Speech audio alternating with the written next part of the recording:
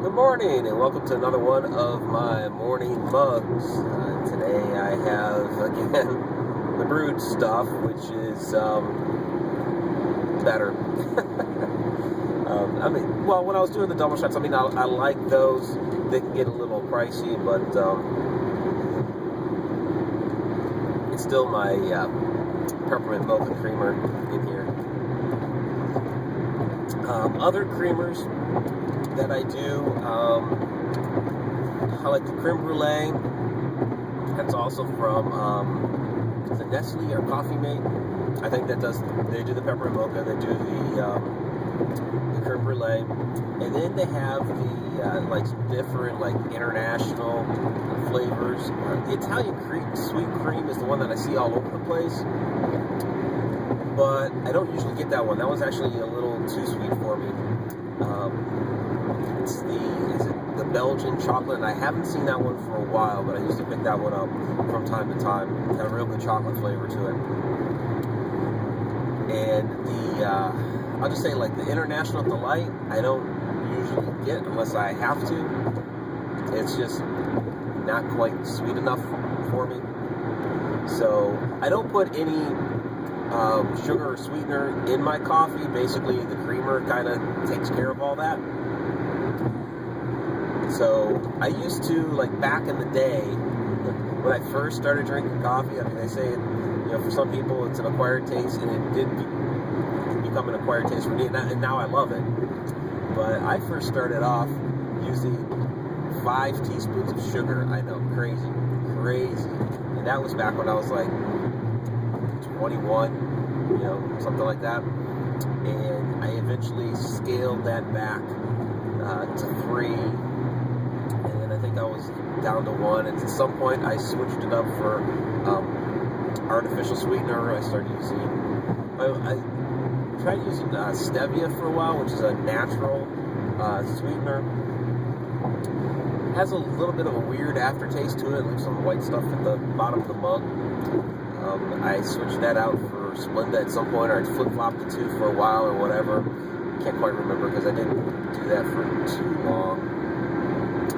And then I just went no sweetener whatsoever. And, it's basically the creamer that sweetens it for me.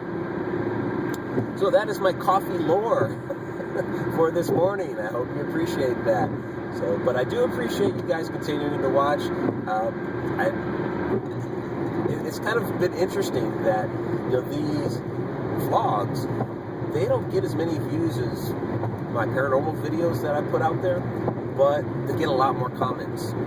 I don't know why that is. You guys will just start having a conversation with me down in the comment section. It's great. I love it. So I keep putting these out there. The last one that I did, not so much.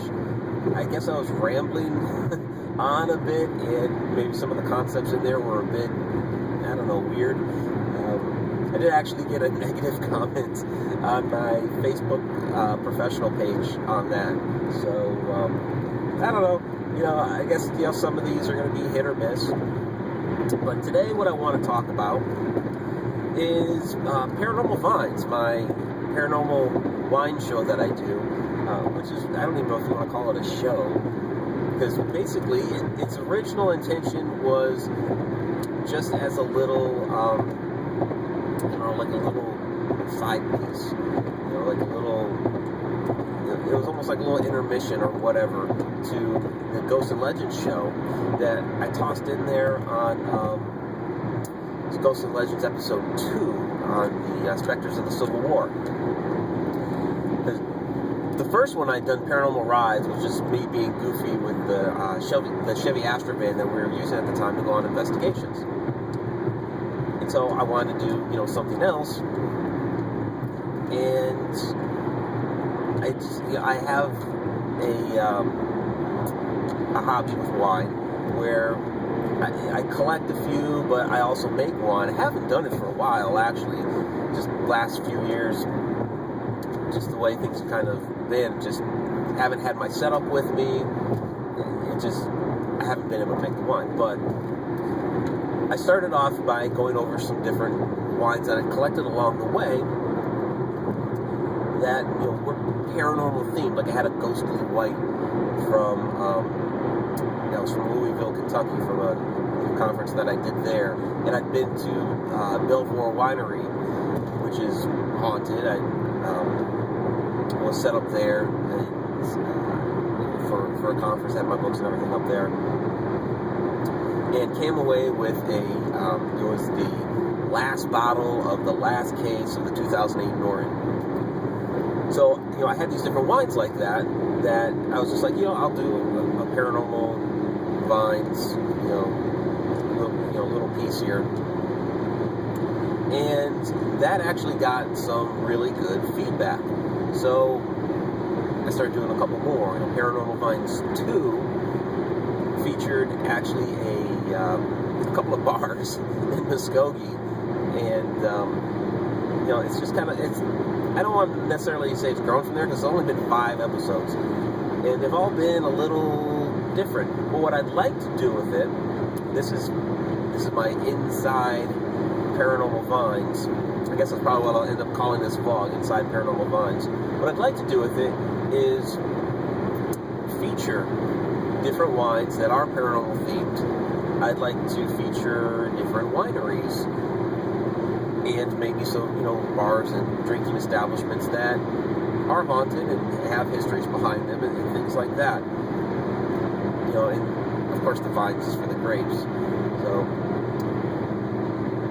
it kind of mixes the two hobbies together.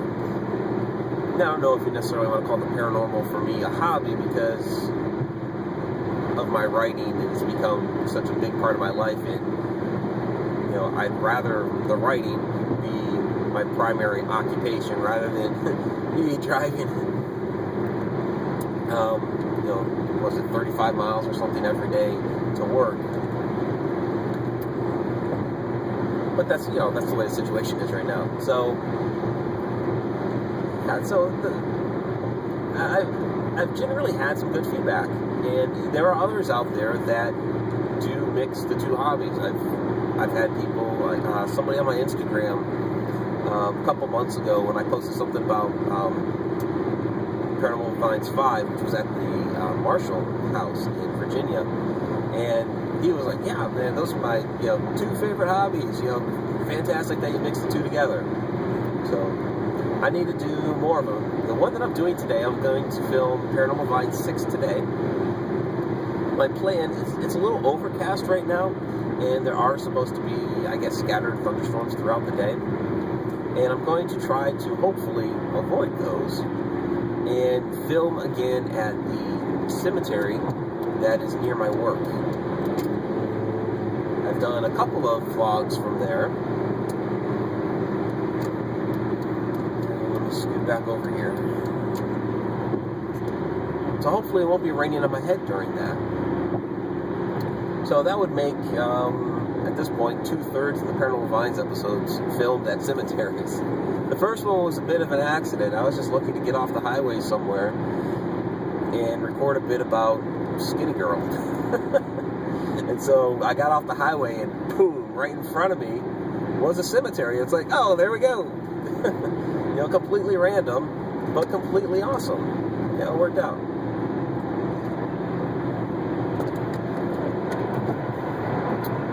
Now, the one that was really different out of all the Paranormal Vines was the third one, because I actually went through a bottling tutorial. So if you actually have an interest in winemaking, you can actually use that video as a bottling tutorial for winemaking. It was always my intent to do one that would pretty much precede that, where I go through the process of actually making the wine and getting it in the carboy and everything, go through the fermenting process and all that, and basically show all of you how that's done. Never got around to that. I even had a poll up on my site for a while, which would you rather have me make, the Oklahoma watermelon or the Ohio Concord.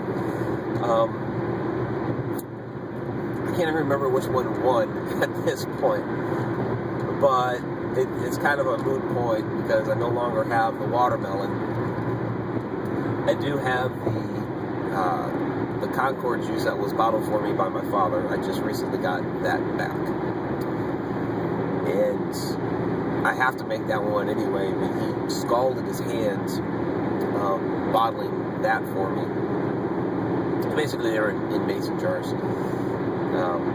So that will, when I get back into winemaking, that will definitely be one that I make, and I'll take you guys through that process. We'll have to come up with a paranormal theme for that. So there's a lot of different things that I can do, with Paranormal Vines, but my main intention is, well, of course, keep it paranormal themed, but to focus on wines that are paranormal themed. I think I'll review them a little bit or whatever, and then to try to get to some wineries or bars or restaurants that premier different wines that have a history of being haunted. And that's it. That's all I got for this morning. So I'll have that. See, I'm recording that today, so I will hopefully have that out tomorrow. Tomorrow's Friday, at the latest Saturday. It just kind of depends on how tomorrow goes, of course, or even tonight. It takes a little while to edit and all of that stuff, and it just kind of depends on what else I have on my plate. But this will go up this morning. So, wish you all a good morning. Drink your coffee, because that's what I'm doing. And, of course, all the, regular stuff. If you like the video, hit the thumbs up button. You got some comments below. You guys always do a fantastic job with commenting on these vlogs, and I appreciate that. Follow the Team HRM hashtag out at Twitter and other social media, and you can respond to that on Twitter. I'll pick those up, and if you have any questions or anything like that, I'll go ahead and answer them. And of course, if you have any suggestions for other videos, leave those comments. And if you have not already, please go ahead and subscribe. Until next time.